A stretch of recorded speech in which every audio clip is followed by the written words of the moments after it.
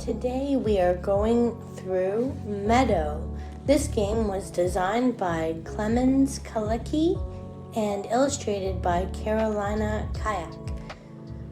It is published by Rebel Studio. Nick is going to go through how you play, and then we're going to give our reviews.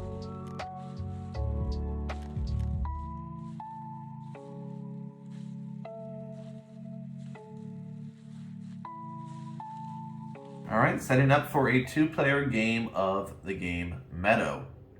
First off, you want to pick your player count. So in a two-player game, there are 4 different boards. You're going to go ahead and flip to the side of the second board, which has a two-player symbol right there. You're also going to block 2 spots at the campsite by putting in these. So there are 3 available spots at the campsite per round. Starting with round 1, so he'll go in the first stone.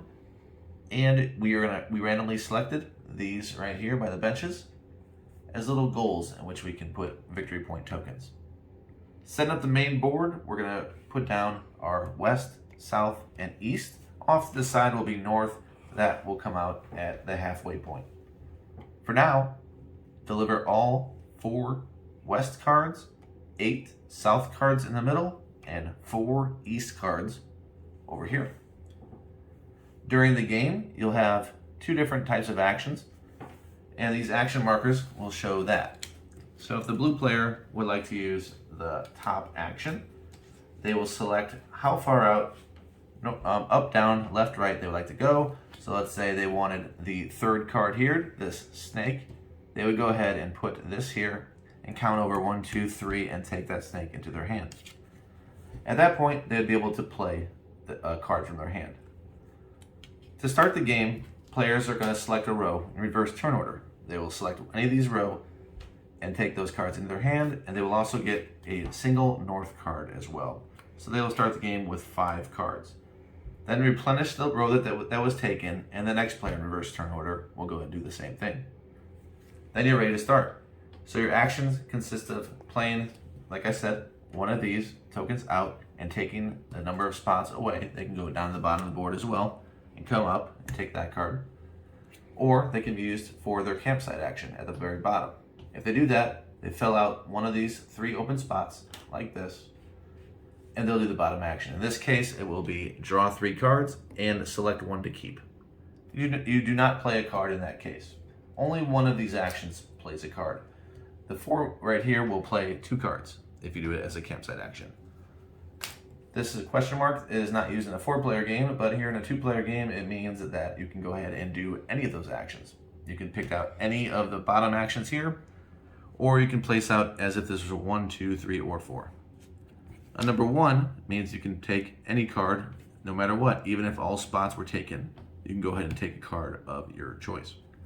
And number 2, you can go ahead and take 2 river tokens, which we will explain soon. First player marker right here. So whoever was last to pick is getting the first player marker. They're also going to start with a site that is similar to this. There's 4 of those in the game, so you'll get a starting ground. So a ground here shows which kind of ecosystem you're going to have. You're going to have this symbol here, which will be applicable as like a tag for other places that are prerequisites to go ahead and build. It says you need this type of terrain. You'll also have observations. You have this frog. So an observation card shows what was seen in that area. You'll be using those also as prerequisites. So you can build out as many grounds, up to 10 different grounds in your tableau that you're doing. And from then on, you can take out and build on top of those. So in my example, if I had this frog to start the game, and I want to look maybe for things, and I replenish every single time.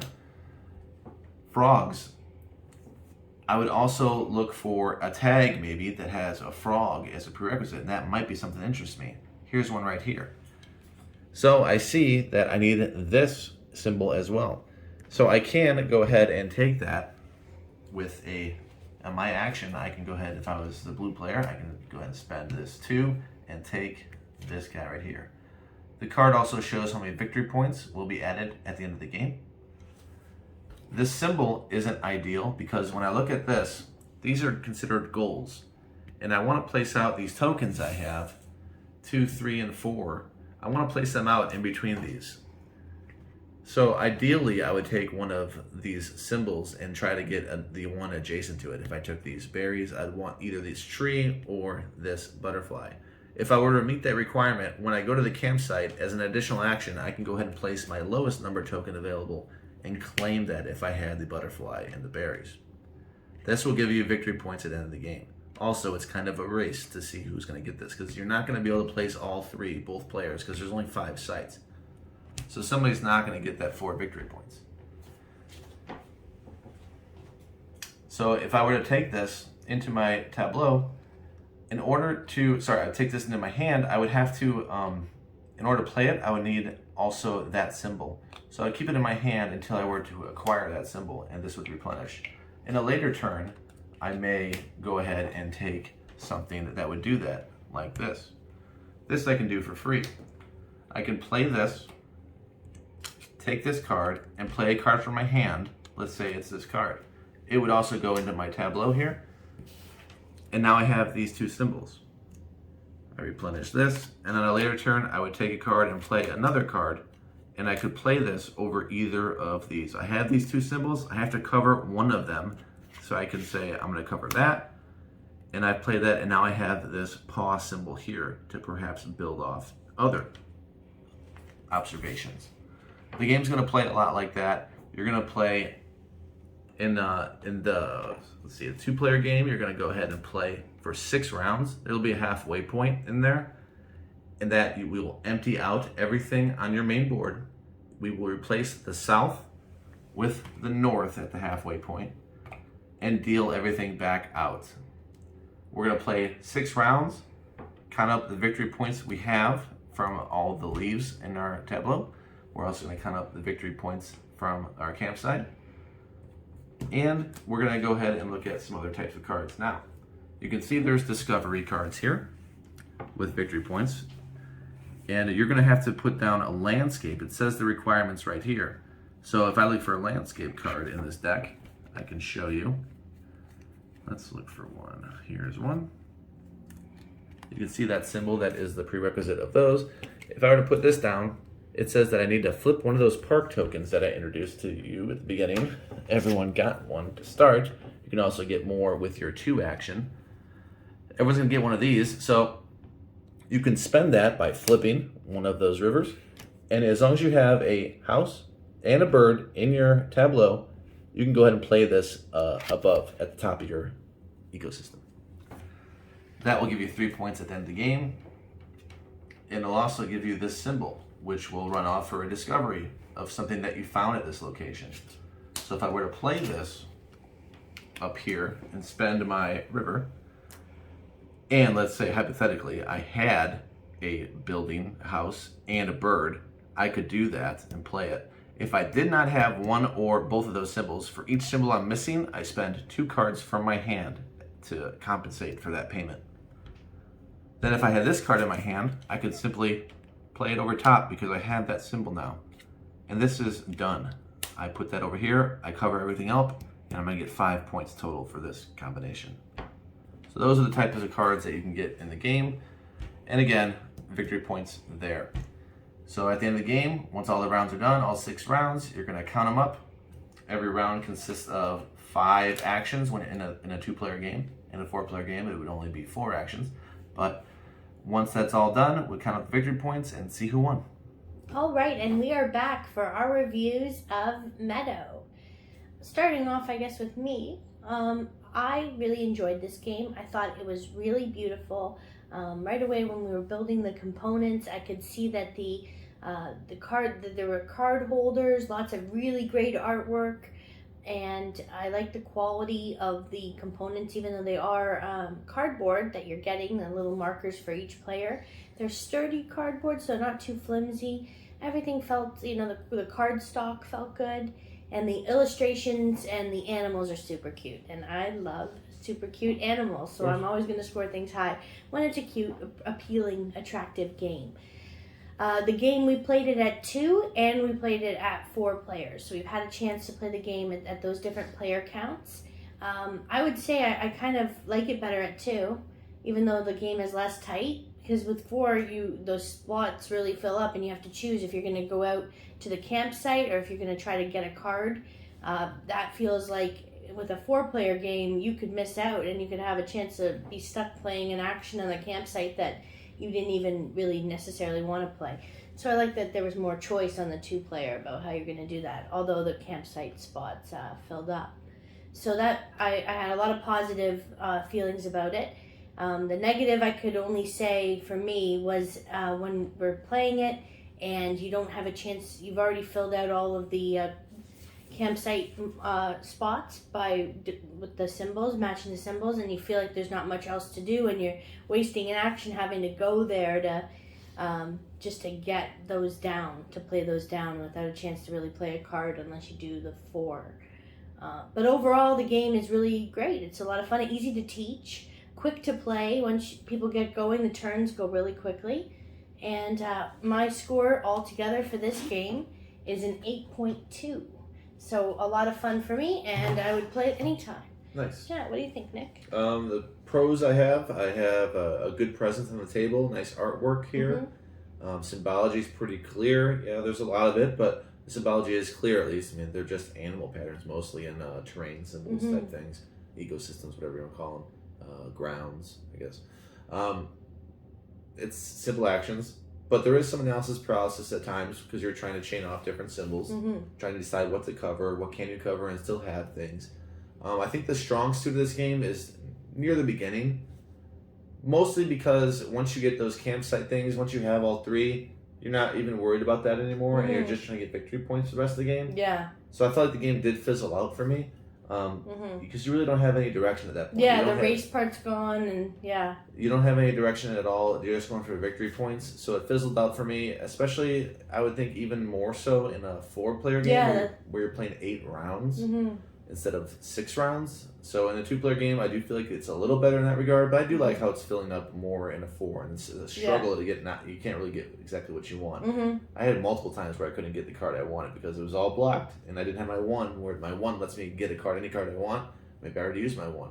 So it was more strategic and so a bit more. I think the game needs something more along the lines of objectives, the other things you can aim for, because once you get those, and we got them pretty quick. Vic and I both got them like the second round or something. Yeah, first round. all 3.